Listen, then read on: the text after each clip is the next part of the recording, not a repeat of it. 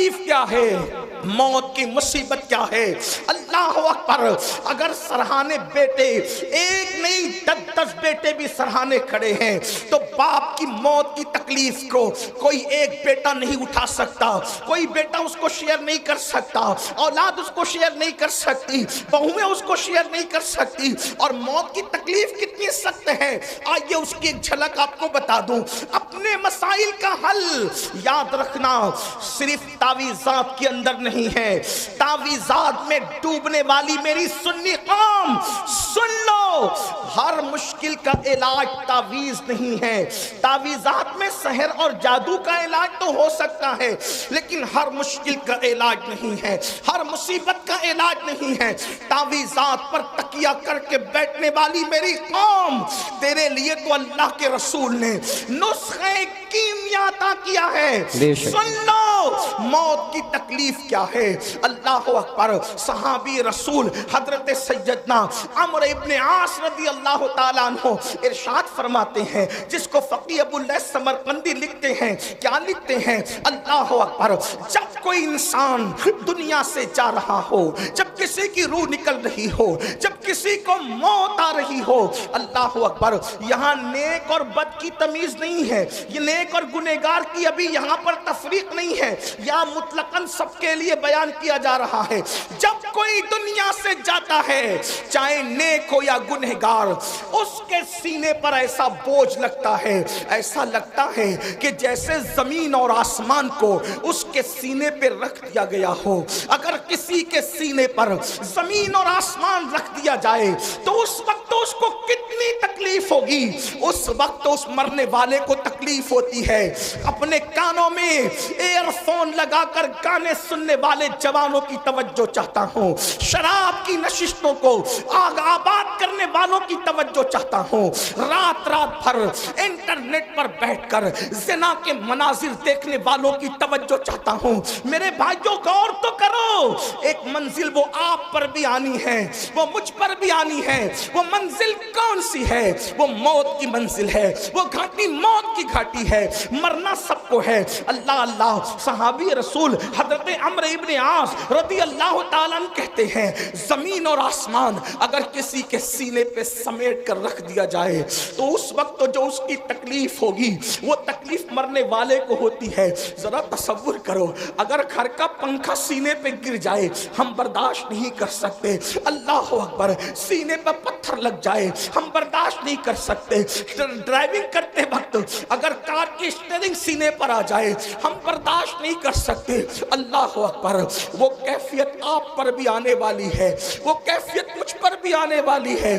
اندھیرا گھر، اکیلی جان، دم گھٹتا، دل اکتاتا، خدا کو یاد کر پیارے، وہ ساتھ آنے والی ہے۔ اللہ اکبر، سینے پہ زمین اور آسمان کو رکھ دیا جائے تو وہ تکلیف نہ ہوگی، مرتے وقت وہ تکلیف ہوگی۔ اس کے بعد حضرت سیدنا عمرو ابن عاص رضی اللہ تعالیٰ فرماتے ہیں، اتنی سی پہ بس نہیں، جب مرنے والا سانس لیتا ہے تو اس کو ایسا لگتا ہے کہ جیسے وہ ناک کے سوراخ سے سانس نہیں لے رہا ہے، وہ ناک کے سوراخ سے سانس نہیں لے رہا ہے، اس کو ایسا تنگ کر دیا جاتا ہے ناک کے سوراخ کو، اس کو یوں لگتا ہے جیسے وہ سوئی کے ناکے سے سانس لے رہا ہے۔ اتنا تنگ کر دیا جاتا ہے، اتنا تنگ کر دیا جاتا ہے کہ یوں لگتا ہے کہ جیسے وہ سوئی کے ناکے سے سانس لے رہا ہے۔ میرے پیارے آقا صلی اللہ علیہ وآلہ وسلم کے پیارے دیوانوں، اسی پر بس نہیں، حضرت سیدنا عمرو ابن عاص فرماتے ہیں، اللہ اکبر،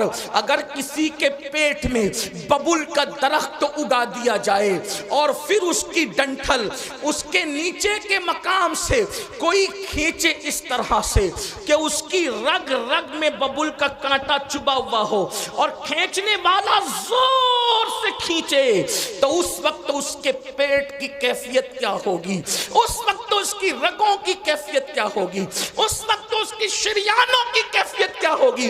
عمرو ابن عاص کہتے ہیں جب روح نکلتی ہے تو ایسا لگتا ہے کہ جیسے ببول کا کانٹا کا درخت پیٹ میں اگا کر کوئی نیچے سے کھینچ رہا ہے، یہ کیفیت ہوتی ہے مرنے والے کی۔ حضرت موسیٰ کلیم اللہ فرماتے ہیں زندہ بکرے کی کھال ادھیڑی جائے تو اتنی تکلیف نہیں ہوتی جتنا تکلیف مرنے والے کو ہوتی ہے۔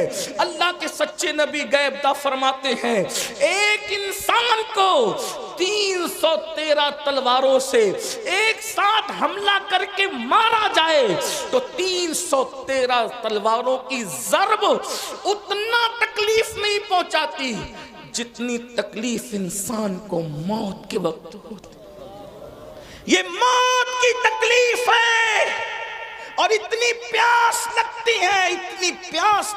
ہے کہ اگر 7 سمندروں کا پانی منہ میں نچوڑ دیا جائے تو وہ پیاس کو کوئی بجھا نہ سکے، اور رشتہ دار چمچے سے پانی انڈیل رہے ہوتے ہیں۔ اب اس تکلیف، ایسی تکلیف کبھی دنیا میں سنی، ایسی تکلیف کبھی دنیا میں دیکھی؟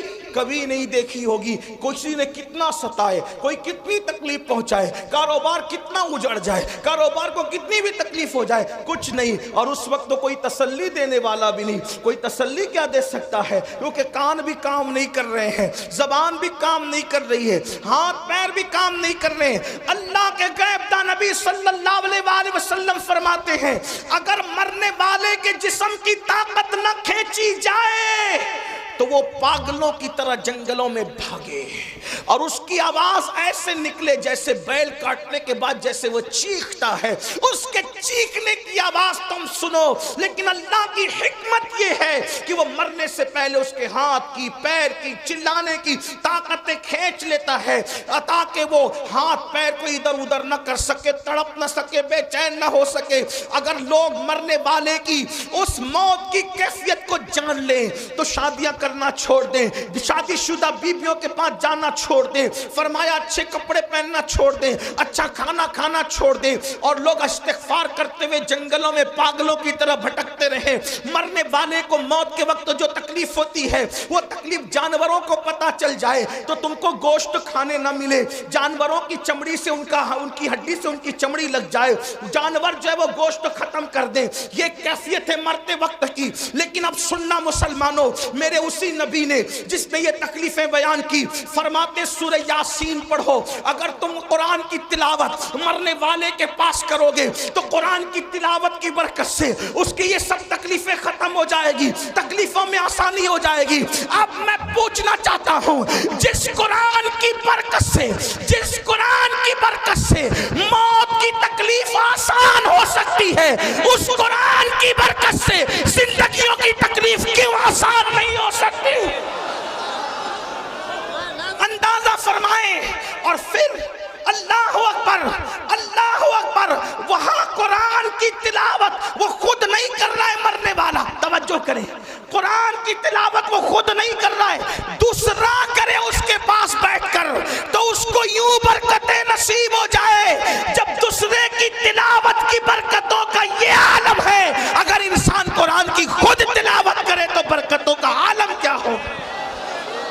قرآن کا دامن پکڑو اور قرآن پر عمل کرو، قرآن مقدس کی صرف تلاوت نہ کرو بلکہ قرآن پر عمل کرو۔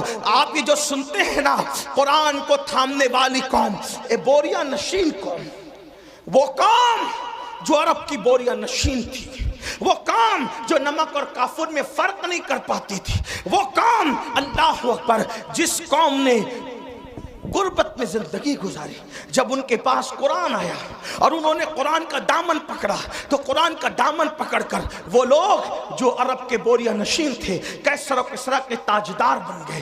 کیسر و کسریٰ کے تاجدار کس نے بنایا؟ قرآن کو تھامنے نے۔ آج میں اپنی قوم کو پہلا پیغام یہ دینا چاہتا ہوں، قرآن تھام لو، قرآن پکڑ لو۔ صرف تیجے 10ویں 20ویں پہ قرآن پڑھنے کی کتاب نہیں بلکہ قرآن روز پڑھیں اور کنز الایمان ترجمے کے ساتھ پڑھیں۔